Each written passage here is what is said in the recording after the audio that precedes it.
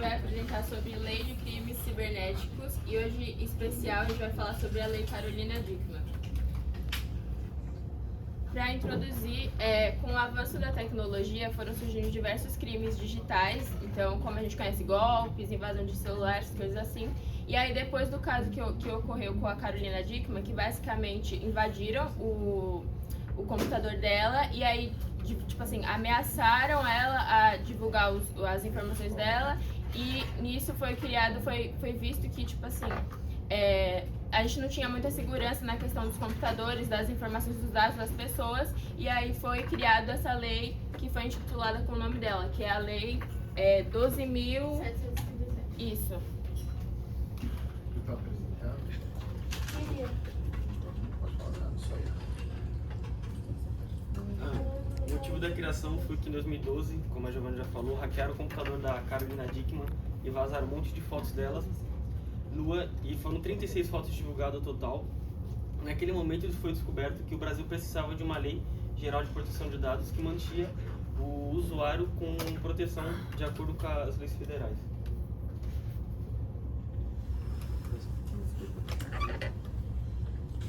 Celular.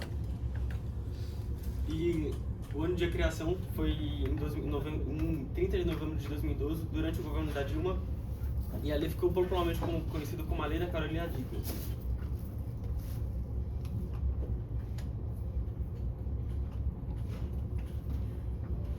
O objetivo principal da legislação, né?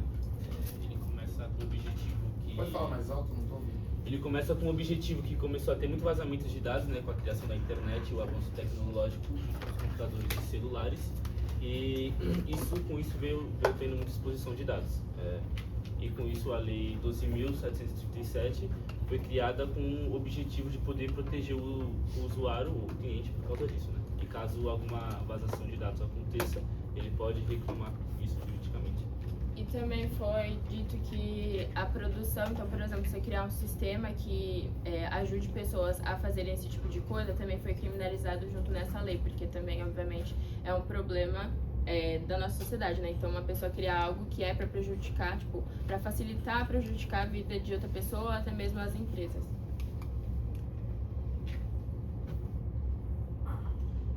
A estrutura da lei. A Lei 12.737, ela não é um código independente, mas sim ela foi acrescentada no Código Penal Brasileiro para incluir as leis de, como se fala? De crimes digitais, que principalmente no começo foi para invasão de dispositivos e interrupção de serviços. O que? Não entendi o final. Interrupção de serviços. Só isso. Pode passar. Aí, sobre os principais artigos, tem o artigo 154, que aí fala disso que eu falei antes, que é sobre você criar dispositivos, né, mecanismos para você conseguir acessar as informações das outras pessoas.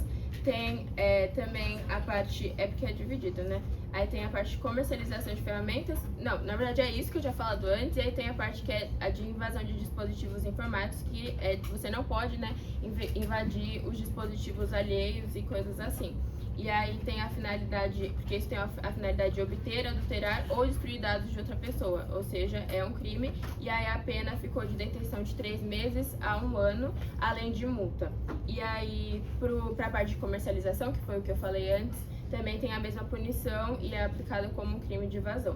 E aí também tem um artigo 266, que é referente à interrupção ou perturbação do serviço, que aí seria interromper, tipo, as coisas, né, tipo, do computador e etc. E aí também tem, a detenção dela é maior, é de 1 ano a 3 anos e pode ter multa também.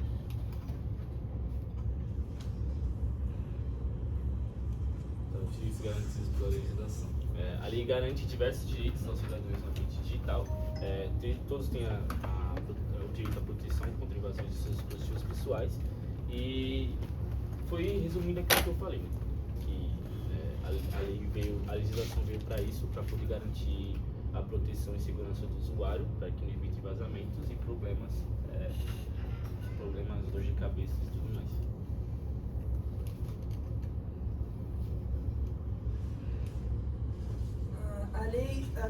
A lei cria deveres deveres impostos a empresas e usuários.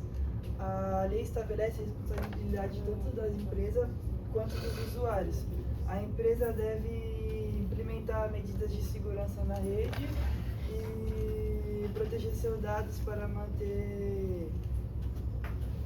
para preservar logs e registros que possam servir como evidências nas investigações. E os usuários também não podem, como se fala? Dar sua senha, seu usuário dentro da empresa para que a outra pessoa não pode usar e acabar ficando usando lá dentro, aparecendo logo dela. As penalidades preventivas da lei. A lei estabelece penas diferentes dependendo dos tipos de crime cometido. Para invasão simples de dispositivos, a pena é detenção de 3 meses a 1 ano. Se houver divulgação dos dados obtidos, a pena aumenta para reclusão de 6 meses ou a 2 anos. Quem produz ou vende programas de invasão recebe a mesma pena do invasor, ou seja, aqueles programas que você consegue implantar aplicativos dentro do... que usa também muito a engenharia social, quando você pode implantar o aplicativo no celular da pessoa e você consegue ter acesso com isso. Para ataque que interrompe serviços como DDoS, a pena de detenção de 1 a 3 anos. Existem situações que aumentam a pena, como quando o crime causa prejuízo econômico. Ou crimes cometidos contra autoridades também têm mais penas graves. Então, sobre a aplicação da lei, ela é direta no trabalho dos profissionais de tecnologias em testes de invasão, conhecidos como pen test, e é obrigatório ter autorização por escrito de proprietário do sistema. E sem autorização, o profissional ele pode ser enquadrado como criminoso. Então, é referente sobre a pessoa ter acesso às suas informações ou não, que aí também consta como parte da lei, né? Tipo, uma parte que, não sei explicar direito, mas é tipo uma parte ruim também que pode constar como problema dentro da lei.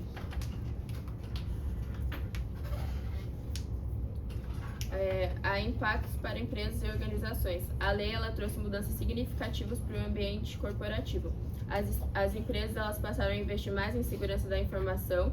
Elas têm a obrigação de implementar mecanismos de proteção em seus sistemas. Outro detalhe, as empresas, tipo assim, a lei ela é sobre punir quem faz esse tipo de coisa. E aí a LGPD ela é responsável por proteger essas pessoas que sofrem com esse tipo de coisa, sabe? Proteger para que não aconteça. Então é uma parte que é a obrigação da empresa e das organizações. Então, por exemplo, empresas de Pix, né, tipo Inter, Nubank, essas coisas assim, elas precisam garantir que a LGPD seja cumprida para proteger os seus clientes. Então, a lei ela só vai punir, ela não é para proteger. Quem tem que proteger são as empresas que têm que estar fazendo a parte da LGPD.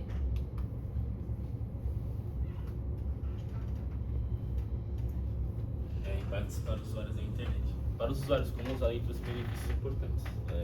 Há mais segurança para os dados pessoais armazenados em dispositivos. As pessoas agora têm amparo legal caso sofram uma invasão. É possível investigar e punir os criminosos que cometem esses delitos. Fotos, documentos e informações privadas passaram a ter proteção legal. E a lei também ajudou a conscientizar os usuários sobre a importância da segurança digital.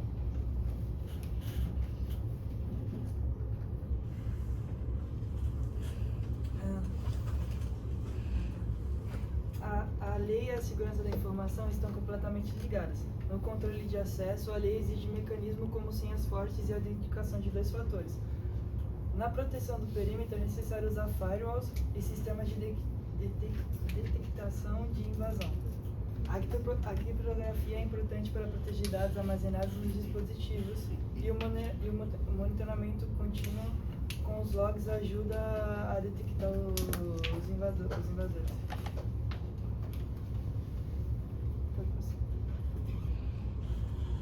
Essa parte da relação com a lei de proteção de dados foi o que eu falei antes, que a lei ela estabelece as formas como punir criminalmente o invasor do dispositivo, e aí também tem a LGPD, que foi o que eu falei, que ela tem o foco de proteger o titular dos dados e responsabilizar as empresas, que é basicamente o que eu falei, que as empresas elas têm o dever, né, de proteger as pessoas, os usuários que usam dos seus programas e etc., para que não ocorra esse tipo de coisa, e aí sim tenha que vir com a lei lei para conseguir punir os responsáveis. E aí, como exemplo real de aplicação, tem a invasão do sistema TCE, que ocorreu a invasão do sistema do Tribunal Superior Eleitoral, instituição pilar da democracia. E aí, a forma como foi invadida foi a exploração de vulnerabilidade em aplicação web para acessar o sistema. E aí está enquadrado no artigo 154, que foi o que eu falei antes, que é a invasão de dispositivos informáticos, então invasão de dispositivos alheios. E a investigação ela foi conduzida pela Polícia Federal e noticiada pelo G1 em outubro de 2022. E aí também teve a venda do RAT via Telegram em 2023, que houve a comercialização de ferramentas de invasão através do aplicativo Telegram e com o objetivo de venda do RAT, que é o Remote Access Trojan, que é um software que permite o controle remoto não autorizado de dispositivos alheios. E aí também foi enquadrado no mesmo artigo. No mesmo artigo, mas acho que muda, assim, porque tem as seções, né? E aí que é a parte de produção e venda de ferramentas, que também foi o que eu falei antes. E aí a investigação, ela constatou uma operação realizada pela Polícia Civil de São Paulo no ano de 2023, que foi o que eu falei. E aí também, como exemplo real, a gente pode colocar o caso da Carolina Dickmann, que é por isso que vem o nome, né, da lei. E aí é aquilo tudo que eu expliquei, né, que invadiram, né, o computador dela, e aí ameaçaram a divulgar informações e também pediram, ameaçaram com continha de dinheiro e coisas assim. Aí é basicamente o que eu falei. Outros casos recentes têm ocorrido no Brasil. Em 2024, uma instituição financeira sofreu um ataque DDoS com um botnet de 50 mil dispositivos IoT. Em 2023, sistemas de escolas foram invadidos com vazamento de dados de alunos. Em 2022, sites governamentais sofreram ataques.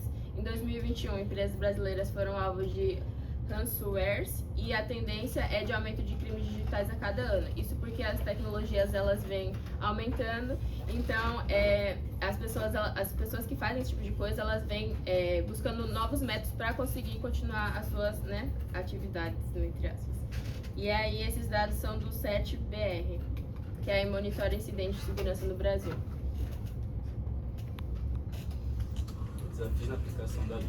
A aplicação da lei enfrenta diversos desafios na prática. O principal deles é o anonimato, já que criminosos usam VPN e Tor para esconder suas localização.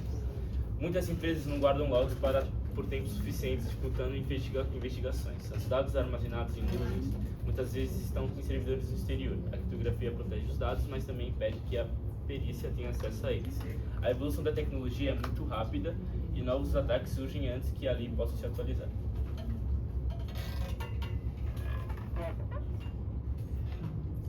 Críticas ou limitações da legislação. Os especialistas apontam algumas críticas e limitações na lei. A primeira é a dependência de mecanismos de segurança. Empresas que não têm proteção adequada dificultam o enquadramento do crime. A lei ela também é desatualizada para novas tecnologias, como a IoT, inteligência artificial e criptomoedas, que é sobre aquilo que eu disse, que essas pessoas que fazem esse tipo de coisa, hackeiam e tal, eles estão sempre procurando atualizar os seus sistemas. Então a lei ela acaba ficando um pouco ultrapassada. Entre aspas, né? Porque ela não consegue saber esses novos tipos de sistemas que estão sendo criados. Então tem que sempre estar atualizando para conseguir, né, proteger não, mas criminalizar esse tipo de coisa. As penas elas são consideradas brandas para crimes que causam prejuízos milionários, porque tem como, obviamente, as pessoas roubarem dinheiro das pessoas, de outras pessoas, então é coisa que não tem que ter uma penalidade branda. A pena máxima é de apenas 2 anos e a dificuldade probatória pela falta de estrutura para a perícia forense em muitos órgãos. Crimes internacionais exigem cooperação entre países, o que nem sempre é fácil.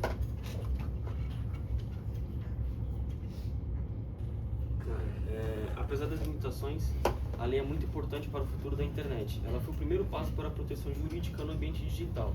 Ou seja, essa lei da LGPD foi o primeiro passo que nós demos no território brasileiro com uma lei que garante as proteções digitais dos usuários. A lei estabeleceu que os dados digitais merecem proteção legal, criou precedentes para investigações de crimes cibernéticos, aumentou a conscientização sobre segurança digital na sociedade. Para o futuro, é necessário atualizar a lei e novas tecnologias. Também é preciso investir em cooperação internacional e em perícia forense. Para finalizar, a Lei 12.737 de 2012 foi um grande marco para o mundo cibernético no Brasil, com a criação da lei da LGPD a partir dos vazamentos das fotos da Carolina Dickmann. E, como eu falei, ela surgiu a partir do caso da Carolina Dickmann, que expôs as lacunas jurídicas e suas importâncias. Ali tipificou a invasão dos dispositivos e a venda de ferramentas maliciosas, como já comentado anteriormente, sobre os malware e os vírus, e impacta diretamente nos profissionais de TI que precisam implementar seguranças, porque cada vez os vírus, os hacks vão cada tempo melhorando, e isso dificulta muito a galera do TI. E é complementar a LGPD, pois uma pune o invasor e a outra obriga a empresa a se proteger. A lei é essencial, mas precisa evoluir junto com a tecnologia. A segurança digital depende da união entre a legislação, tecnologia e conscientização.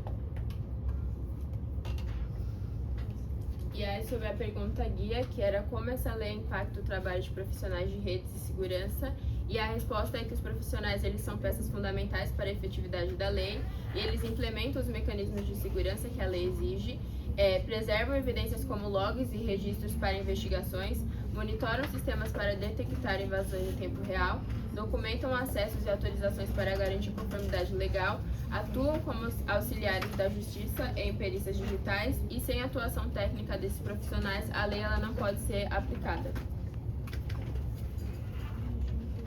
As referências. E é isso.